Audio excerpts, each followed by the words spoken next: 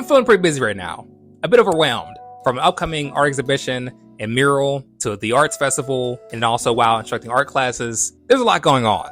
And it feels that way because it feels like it's all happening at one time. The art exhibition is due April 29th, the end of this month. Then the Mural, May 26th.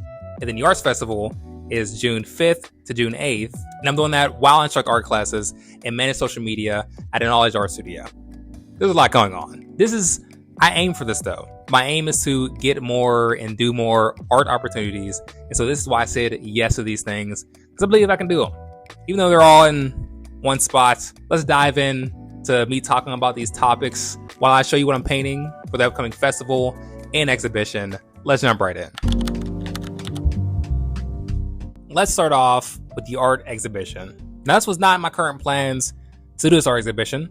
I got contacted for it, and I thought to myself, I was quite hesitant of doing it. One of the main reasons I was hesitant of doing it is because in the past, when I would do things similar, different kind of art events, it seems as though the idea that people had was the concept and the idea of art being there sounds cool. That doesn't necessarily mean that's going to be beneficial for the artists. And so therefore, I was in many different kind of art events like that, where that's happened, and it wasn't really worth my time to do. And also, sometimes people aim to pay artists an exposure, and that's not the best form of payment because it's not solid. It's on a hope. I'm gonna pay you in hopes. That's not nothing against this current exhibition I'm working with, by the way. It's nothing against them. I'm simply saying this is the reason why I was hesitant of saying yes to this exhibition going on right now. And I'm doing it because I want to test it out.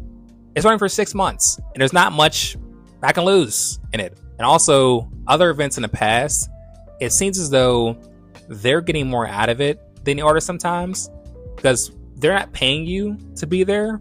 And if it's an event that people are going through, hey, they may not even know art's there, so they may not even really buy anything. And they do see your art, it's part of the experience.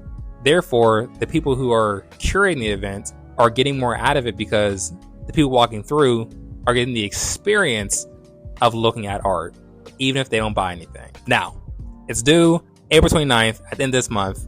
I have a 15-foot space to do this. Again, I'm getting a few pieces ready. I got 3 pieces ready right now. 2 of them are larger size. Oh, no, one of them is larger size right now. My 4th one that I'm going to do is of larger size. So I'm going to actually redo a piece. A cool thing is, though, I get to add pieces along the way. So for a 6-month period, and I get to add pieces along the way. Now let's talk about this wonderful mural that I'm doing. Now I was blessed to be asked to do a mural at a playground. What makes it even more awesome is that I grew up in this area within Pittsburgh as a kid, and therefore it's special to me. It means more to me to do, and I was asked by another awesome artist who is now an awesome friend to do this. I'm excited about it. Now the thing is, I'd never done a ground mural. Now when my friend told me about this mural and told me the technical aspects of it, I'm like, okay, all right. Yeah, not too bad, I got this. Okay. It's one of those things that when you do it and you dive deeper into it, you're like, oh, this is what they meant. That was one of those moments. I'm over here sweeping the ground thinking, oh, this is what she meant by all the little branches and different kind of things falling from the trees onto the surface.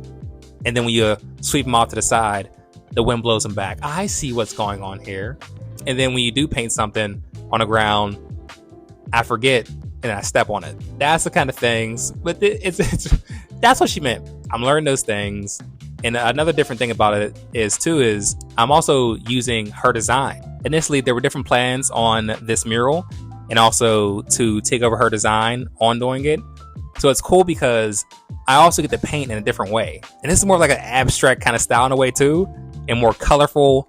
Now that I don't use awesome colors in my work, this is a different kind of style. This is a big mural project I'm doing.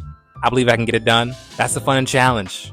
Next, we have the Arts Festival, the Three Rivers Arts Festival to be exact.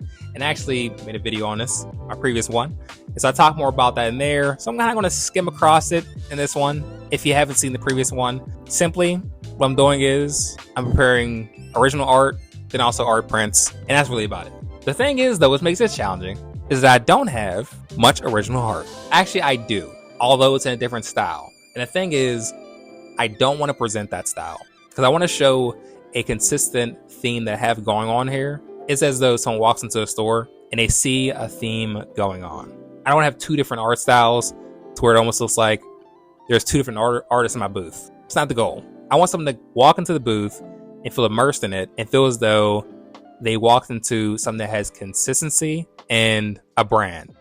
And lastly, instructing art classes. Now, I currently work at a knowledge art studio where I also manage the social media and marketing. And instructing art classes, right now what I'm focusing on is doing private lessons there while also still doing the group classes as well. It's fun because I'm able to share that knowledge. A lady asked me in one of my previous classes how much I enjoy teaching. I told her, I said, I love painting more. I love making art more. At the same time, I do enjoy teaching. There are those moments though where I think to myself, I got to talk for about like 2 hours straight. I do have those moments. Before I do it, sometimes I have those thoughts. And then while I'm doing it, I'm thinking to myself, oh, this is cool. It's because I'm telling someone about art who's interested in it. Someone who wants to hear those tiny little details and techniques. Those things we think about as artists when we're in a studio and we're thinking so deeply on them.